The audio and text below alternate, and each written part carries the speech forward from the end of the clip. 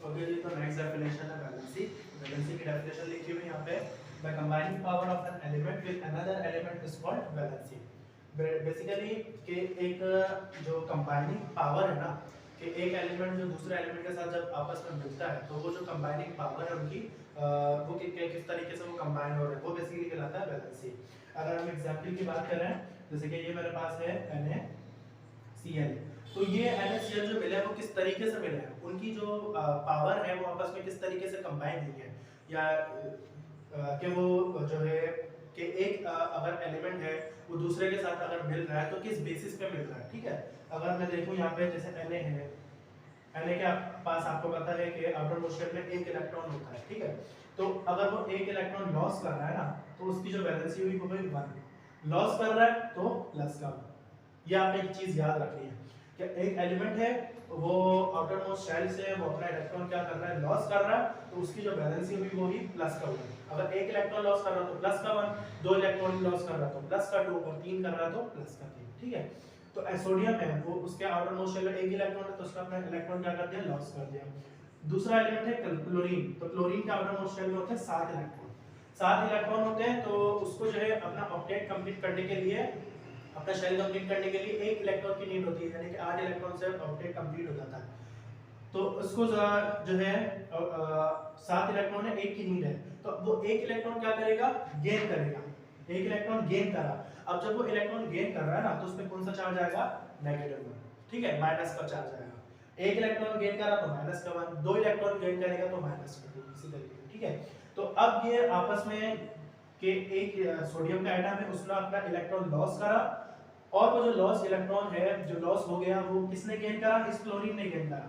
तो जब इस क्लोरीन ने वो इलेक्ट्रॉन गेन कर लिया तो इन्होंने आपस में क्या बना लिया, एक बॉन्ड बना लिया, तो उसका हम बोलते हैं आयनिक बॉन्ड। तो अब जब ये इनकी बेसिकली कंबाइनिंग पावर है कि इसने एक इलेक्ट्रॉन लॉस करा तो इस पे +1, और इसने एक गेन कर लिया तो इस पे -1। तो ये जब आपस में पावर, ये जो इनकी पावर है जब ये बेसिकली कंबाइन हो रही है तो वो उसको हम क्या बोलते हैं, वैलेंसी। ठीक है, अगर मैं दूसरी डेफिनेशन की बात, एलिमेंट एग्जांपल की बात करूं, जैसे मेरे पास है CaCl2, तो कैल्शियम है उसके आउटर मोस्ट शेल में दो इलेक्ट्रॉन होते हैं, तो वो दो इलेक्ट्रॉन क्या कर देता है, लॉस करता है। तो उस दो इलेक्ट्रॉन को गेन करने के लिए कितना क्लोरीन आएंगे, एक दो क्लोरीन आएंगे। ठीक है, ये वाला क्लोरीन एक गेन करेगा, ये वाला क्लोरीन एक गेन करेगा, इसी तरीके से क्या बनेगा, CaCl2। और इनके ऊपर जो पावर आएगी वो क्या आएगी, इसमें दो इलेक्ट्रॉन लॉस करे तो प्लस का 2, इसमें दो इलेक्ट्रॉन क्या करे, गेन करे तो इस पे माइनस का 2। सही है, देखो लिखा हुआ भी यहाँ पे CaCl2 इसी तरीके से। तो ये कंबाइनिंग पावर होती है, तो इन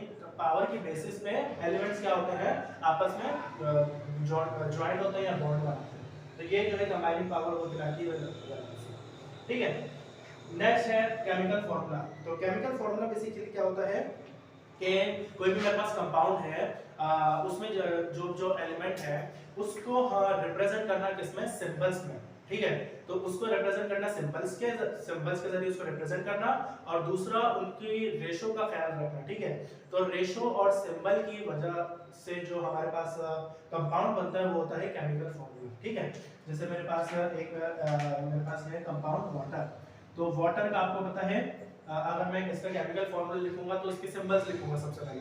तो सिंबल्स में आपको पता है एक हाइड्रोजन होता है और दूसरा क्या होता है, ऑक्सीजन होता है।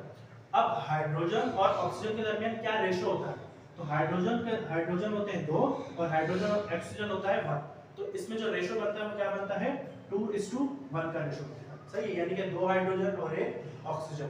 तो हमने वाटर एक कंपाउंड था उसको रिप्रेजेंट करा सिंबल्स के जरिए, और उसकी रेशो के हिसाब से उसको अरेंज किया, अरेंजमेंट उसको प्रोवाइड की, अरेंज किया उसको, वो क्या कहलाता है, केमिकल फार्मूला। ठीक है, तो वाटर का केमिकल फार्मूला क्या है, H2O। इसी तरीके से मेरे पास है CaCl2, इसी को ले लेते हैं। तो मेरे पास इसमें रेशो आप बताएं क्या बनेगा, 1:2, यानी कि एक कैल्शियम है और दूसरा क्लोरीन जो है वो कितना है, 2, तो 1:2। इसी तरीके से NH3 है, तो NH3 में जो वो बनेगा, रेशो बनेगा, वो क्या बनेगा, 1:3। ठीक है, तो ये केमिकल फार्मूला किसका, अमोनिया का केमिकल फार्मूला है। सही है, तो हमने केमिकल फार्मूला में क्या पढ़ा कि हम जो है किसी भी कंपाउंड को रिप्रेजेंट करते हैं सिंबल्स में और उनकी रेशो के हिसाब से उसको अरेंज करते हैं, तो वो बेसिकली कहलाता है क्या, केमिकल फार्मूला। ठीक है। केमिकल फॉर्मूला के बाद हमारे पास है नेक्स्ट डेफिनेशन कंपाउंड्स। कंपाउंड्स क्या होता है बेसिकली कि दो एलिमेंट या दो से ज्यादा एलिमेंट जब केमिकली ज्वाइंट होते हैं, बॉन्ड बनाते हैं, उसके जरिए जो हमारे पास नया सब्सटेंस बनता है वो कहलाते हैं कंपाउंड्स। जैसे मेरे पास एग्जांपल में अगर मैं बात कर रहा हूँ, एक मेरे पास है ऑक्सीजन।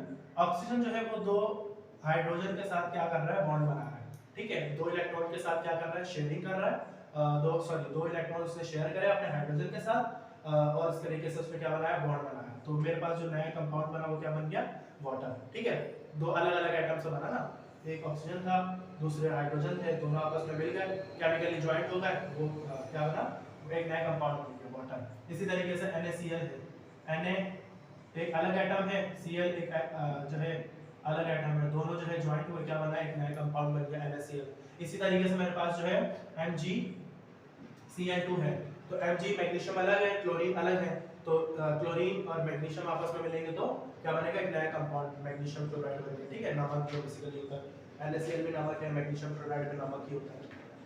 तो दो या दो से ज्यादा एटम जब आपस में ज्वाइंट होते हैं केमिकली, उसको हम क्या बोलते हैं, कंपाउंड्स बोलते हैं, ठीक है। अब कंपाउंड्स जो है वो दो तरीके से, मतलब दो बॉन्ड के जरिए वही ज्वाइंट होते हैं। एक जो है आयनिक बॉन्ड, यानी कि जब इलेक्ट्रॉन लॉस होते हैं या गेन होते हैं, जो है उसके नतीजे में जो बॉन्ड बनता है वो आयनिक बॉन्ड, और जब इलेक्ट्रॉन शेयर कर होते हैं तो उसके नतीजे में जो बॉन्ड बनता है वो कोवैलेंट बॉन्ड, ठीक है।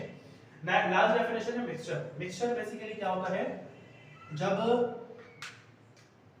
जब दो एलिमेंट, जब दो बेसिकली कंपाउंड्स आपस में जो है फिजिकली तौर पे जब मिल जाते हैं, मिक्स होते हैं, तो उसे हम बोलते हैं मिक्सचर। जैसे कि मेरे पास वाटर है, वाटर एक कंपाउंड है, और दूसरा सॉल्ट नमक, जब ये आपस में मिलेंगे तो क्या बनेगा, एक मिक्सचर बन जाएगा, ठीक है। यानी कि एक गिलास पानी में मैंने क्या डाला, नमक डाला, तो मेरे पास ये क्या बन जाएगा, मिक्सचर बन जाएगा, किसका, नमक पानी का मिक्सचर बन गया, ठीक है, नमक पानी का मिक्सचर बन गया। इसी तरीके से मैं सॉल्ट की जगह जो है शुगर भी ले सकता हूँ, तो वाटर और शुगर का जो मेरे पास क्या बन जाएगा, मिक्सचर बन सकता है, सही है। ब्लड है, ब्लड का जो है ब्लड में आपको पता है, ब्लड तो में डिफरेंट जो है वो होते हैं, डिफरेंट सेल्स होते हैं, वो आपस में क्या होते हैं, मिक्स होते हैं, तो वो मिक्सचर बनता है, ठीक है।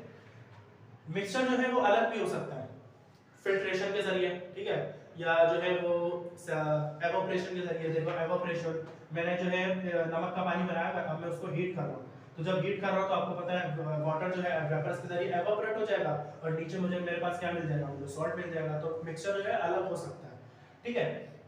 मिक्सचर जो है वो दो टाइप्स के होते हैं, अगर हम डिस्कस करें तो दो टाइप्स के हमारे पास मिक्सचर होते हैं।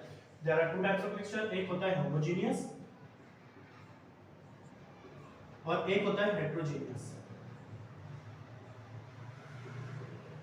होमो का मतलब होता है सेम, यानी कि सेम टाइप का अगर मिक्सचर बन रहा है ना, तो वो बेसिकली कहलाता है होमोजेनियस, ठीक है। तो इसके एग्जांपल में आ सकता है कि ये सॉल्ट वाटर आ सकता है, यानी कि नमक का पानी, शुगर वाटर आ सकता है, शुगर का पानी आ सकता है, यानी कि जब ये मिक्सचर बनेगा तो एक ही जैसा मिक्सचर बनेगा ना, तो ये होमोजेनियस होता है। एक होता है हेटेरोजेनियस। हेटेरोजेनियस में बेसिकली क्या आ सकता है, हम जो है अलग अलग मिक्सचर ले सकते हैं। हम बोल सकते हैं भाई, जैसे हमने जो है वो पानी में जो है सॉल्ट मिला, वो सॉल्ट बोल रहा हूँ मैं, सैंड ना मट्टी मिला दी, तो मट्टी जब मिलेगी तो वो ज़ाहिर आपको पता है डिसॉल्व तो होती है, तो वो जो मिक्सचर होता है वो क्या होता है, हेटेरोजेनियस मिक्सचर होता है, यानी कि उसमें अलग अलग पार्टिकल्स नजर आ रहे हैं साथ, तो वो बेसिकली हेटेरोजेनियस मिक्सचर होता है, ठीक है भाई। उम्मीद है आपको ये सारे डेफिनेशन जो है क्लियर हो गई होगी। अगर इसमें कोई भी कंफ्यूजन है तो आप जो है कमेंट बॉक्स में पूछ सकते हैं। इंशाल्लाह इस चैप्टर को जो है हम कंप्लीट करेंगे। थोड़ा सा कुछ ही जो है मेरे पास टॉपिक्स रह गए हैं, फिर इंशाल्लाह इसको हम खत्म करेंगे। Thank you so much.